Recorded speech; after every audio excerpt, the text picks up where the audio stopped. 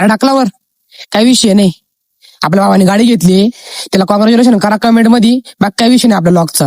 तर रामकृष्ण अरे मंडळ आणि शुभ सकाळ. सकाळ खांद्यावर जिम्मेदारी पडली बा आपल्यावाल्या, ती म्हणजे पावडीची. आता पावडी घेतली म्हणून काहीतरी करावं लागणार पब्लिक आपल्याला. हा गंज देतो तुम्हाला बिट्ट्यांचा. आता त्या दिवशी मका काढली, पण मग कसं झालं माहितीये पब्लिक खाली काही पाणी गेलं नाही बरं का मकाच्या पावसाचं. खालून कोंब वगैरे निघले ते मकाच्या बिट्ट्यांना, ते उचलून टाकायचे नको परत खराब व्हायला नाही का दुसरी पण. आणि भाव पण कमी पब्लिक जर मका खराब असली तर. त्याच्यामुळे म्हटलं कसं आहे चालू करून द्यावं काम. सगळी पब्लिक भिडली 4-5 जण. आणि शेड एवढं काय सोपं नाही बरं का.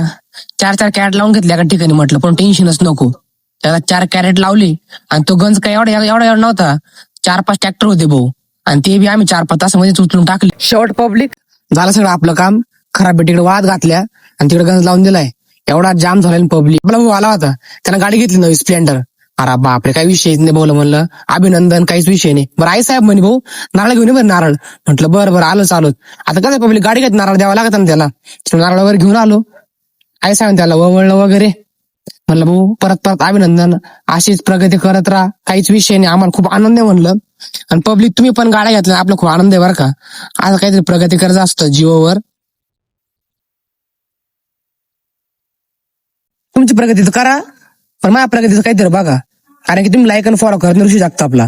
त्यामुळे लाईक आणि फॉलो करा आणि जय श्रीराम.